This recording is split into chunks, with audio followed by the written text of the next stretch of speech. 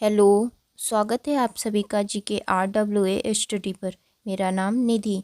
आज के वीडियो में हम डिस्कस करने वाले हैं हिंदी के टॉप 35 ऐसे क्वेश्चन आंसर जो कि सभी परीक्षाओं के लिए महत्वपूर्ण रहेंगे। तो आप लोग वीडियो को शुरू से अंत तक ज़रूर देखिएगा और 35 में से कितने क्वेश्चन का आंसर आप सही कर पा रहे हैं अपना स्कोर हमें कमेंट बॉक्स में ज़रूर बताइएगा। तो चलिए शुरू करते हैं फर्स्ट क्वेश्चन से। धरेश का सही संधि विच्छेद क्या है? बताइए धरेश का सही संधि विच्छेद क्या है? अगर आपको किसी भी क्वेश्चन का आंसर पता हो तो हमें कमेंट बॉक्स में तुरंत बताइएगा।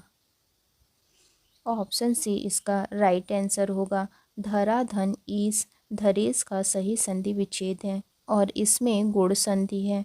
तो चलिए अब नेक्स्ट क्वेश्चन देखते हैं। सप्तऋषि का सही संधि विच्छेद क्या है? बताइए सप्तऋषि का सही संधि विच्छेद क्या है? ऑप्शन सी इसका राइट आंसर होगा। सप्तधन ऋषि सप्तऋषि का सही संधि विच्छेद है और इसमें गुण स्वर संधि है। निम्न में रूढ़ शब्द कौन सा है? बताइए इनमें से रूढ़ शब्द कौन सा है? ऑप्शन डी पशु। पशु रूढ़ शब्द है। जिनके खंडों का अर्थ ना हो उन्हें हम रूढ़ शब्द कहते हैं। विभावरी किस प्रकार का शब्द है? बताइए विभावरी किस प्रकार का शब्द है? तत्सम है। विभावरी तत्सम शब्द है और इसका अर्थ होता है रात। दर्प का पर्यायवाची शब्द क्या है? बताइए इसका राइट आंसर क्या होगा? ऑप्शन बी इसका राइट आंसर होगा। अहंकार। दर्प का पर्यायवाची अहंकार होता है और इसका अर्थ होता है घमंड। विभावरी का पर्यायवाची शब्द क्या है? बताइए विभावरी का पर्यायवाची शब्द क्या है? क्षणता। क्षणता विभावरी का पर्यायवाची शब्द है और इसका भी अर्थ रात होता है। तो चलिए अब नेक्स्ट क्वेश्चन देखते हैं। सन्यासी का विलोम शब्द क्या है? बताइए इसका राइट आंसर क्या होगा? ऑप्शन सी इसका राइट आंसर होगा। गृहस्थ। सन्यासी का विलोम गृहस्थ होगा। तो चलिए अब नेक्स्ट क्वेश्चन देखते हैं। अल्पसंख्यक का विलोम शब्द क्या है? बताइए अल्पसंख्यक का विलोम शब्द क्या है? ऑप्शन बी बहुसंख्यक। अल्पसंख्यक का विलोम बहुसंख्यक होगा। वर्णमाला किसे कहते हैं? बताइए वर्णमाला किसे कहते हैं? ऑप्शन डी वर्णों के व्यवस्थित समूह को वर्णमाला वर्णों के व्यवस्थित समूह को कहते हैं। यह क्वेश्चन काफ़ी ज़्यादा इम्पॉर्टेंट है। स्थान के आधार पर बताइए कि मूर्धन्य व्यंजन कौन से हैं? बताइए इसमें से मूर्धन्य व्यंजन कौन से हैं? ऑप्शन सी ड और ढ। ड और ढ मूर्धन्य व्यंजन है। ट ठ ड ढ ये सभी मूर्धन्य व्यंजन हैं। तो चलिए अब नेक्स्ट क्वेश्चन देखते हैं। निम्न में से कौन सा घोष वर्ण है? बताइए इनमें से घोष वर्ण कौन सा है? ऑप्शन सी म घोष वर्ण है। तीसरा चौथा पांचवा ये घोष वर्ण होते हैं। तो चलिए अब नेक्स्ट क्वेश्चन देखते हैं। आजकल आयुर्वेदिक औषधियों का विश्वसनीयता बढ़ रही है। कौन सा शब्द सही है?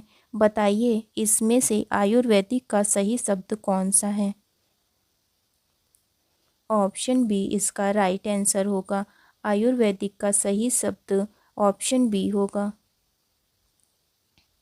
मंद का विलोम शब्द क्या है? बताइए मंद का विलोम शब्द क्या है? ध्रुत। ध्रुत मंद का विलोम शब्द है। यह क्वेश्चन काफ़ी ज़्यादा इम्पॉर्टेंट है। शुद्ध वर्तनी का चयन कीजिए। बताइए सन्यासी का शुद्ध वर्तनी रूप क्या है? ऑप्शन ए इसका राइट आंसर होगा। सन्यासी का शुद्ध वर्तनी रूप ऑप्शन ए होगा। निम्न में विकारी शब्द कौन सा है?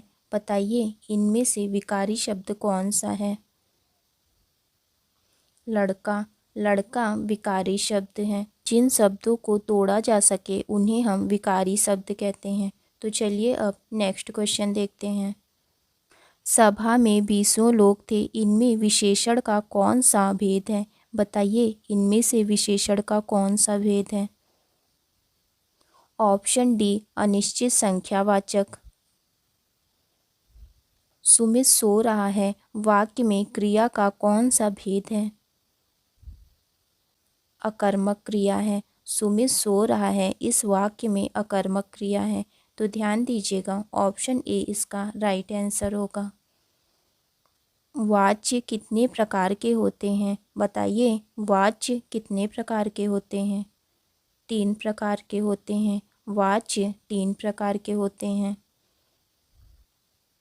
अव्यय के कितने भेद हैं? बताइए, अव्यय के कितने भेद हैं? 5 भेद हैं। अव्यय के 5 भेद हैं। तो चलिए अब नेक्स्ट क्वेश्चन देखते हैं। तेली का बैल होना का क्या अर्थ है? बताइए, तेली का बैल होने का क्या अर्थ है? ऑप्शन ए बुरी तरह काम में लगे रहना। तेली का बैल होना इसका अर्थ है बुरी तरह काम में लगे रहना। कच्चे घड़े पानी भरना का क्या अर्थ है? बताइए, कच्चे घड़े पानी भरना का क्या अर्थ है? ऑप्शन बी ठीक ढंग से काम न करना। कच्चे घड़े पानी भरने का अर्थ है ठीक ढंग से काम न करना। अध जल गगरी डैश जाए। बताइए, डैश के स्थान पर क्या होगा? तो ऑप्शन डी इसका राइट आंसर होगा, छलकत। अध जल गगरी छलकत जाए। तो चलिए अब नेक्स्ट क्वेश्चन देखते हैं। 1 और 1 11 होते हैं का क्या अर्थ है? बताइए, 1 और 1 11 होते हैं का क्या अर्थ है? ऑप्शन डी संगठन में शक्ति होना। 1 और 1 का अर्थ है संगठन में शक्ति होना। तो चलिए अब नेक्स्ट क्वेश्चन देखते हैं। संचारी भावों की संख्या कितनी है? बताइए, संचारी भावों की संख्या कितनी है? 33 है। संचारी भावों की संख्या 33 है। यह भी क्वेश्चन काफ़ी ज़्यादा इम्पॉर्टेंट है। भरत मुनि के रस सूत्र में निम्नलिखित में से किसका उल्लेख नहीं है? ऑप्शन बी शांत रस का। भरत मुनि के रस सूत्र में शांत रस का उल्लेख नहीं है। तो चलिए अब नेक्स्ट क्वेश्चन देखते हैं। भरत मुनि के अनुसार रसों की संख्या कितनी है? ऑप्शन ए 8 है। भरत मुनि के अनुसार रसों की संख्या 8 है। निम्नलिखित में कौन सा शब्द अलंकार नहीं है? बताइए, इनमें से शब्द अलंकार कौन सा नहीं है? उपमा। उपमा शब्द अलंकार नहीं है और अलंकार के 6 भेद होते हैं। तो चलिए अब नेक्स्ट क्वेश्चन देखते हैं। अष्टछाप के सर्वश्रेष्ठ भक्ति कवि के रूप में किसका नाम लिया जाता है? सूरदास का। अष्टछाप के सर्वश्रेष्ठ भक्ति कवि के रूप में सूरदास का नाम लिया जाता है। भूषण किस रस के कवि थे? बताइए, भूषण किस रस के कवि थे? वीर रस के। भूषण वीर रस के कवि थे। तो चलिए अब नेक्स्ट क्वेश्चन देखते हैं। निराला को कैसा कवि माना जाता है? बताइए, निराला को कैसा कवि माना जाता है? ऑप्शन बी क्रांतिकारी। निराला को क्रांतिकारी कवि माना जाता है। तो चलिए अब नेक्स्ट क्वेश्चन देखते हैं। बिहारी किस राजा के दरबारी कवि थे? बताइए, बिहारी किस राजा के दरबारी कवि थे? जयसिंह के। बिहारी जयसिंह राजा के दरबारी कवि थे। तो चलिए अब नेक्स्ट क्वेश्चन देखते हैं। पूस की रात कहानी के रचनाकार कौन है? बताइए, इसका राइट आंसर क्या होगा? प्रेमचंद्र। पूस की रात कहानी के रचनाकार प्रेमचंद्र जी हैं। तो चलिए अब नेक्स्ट क्वेश्चन देखते हैं। ध्रुव स्वामी नाटक के रचयिता कौन है? बताइए, इसका राइट आंसर क्या होगा? जयशंकर प्रसाद। ध्रुव स्वामी नाटक के रचयिता जयशंकर प्रसाद हैं। तो चलिए अब नेक्स्ट क्वेश्चन देखते हैं। ईदगाह कहानी के रचनाकार कौन है? बताइए, ईदगाह कहानी के रचनाकार कौन है? प्रेमचंद्र। ईदगाह कहानी के रचनाकार प्रेमचंद्र जी हैं। साखी के रचयिता कौन है? यह आपका टेस्ट क्वेश्चन है, इसका आंसर आपको कमेंट बॉक्स में बताना है। तो आज की वीडियो आपकी यहीं तक थी। वीडियो अच्छी लगी हो तो लाइक करें, शेयर करें। अगर आप चैनल पे नए हैं तो चैनल को ज़रूर सब्सक्राइब करें।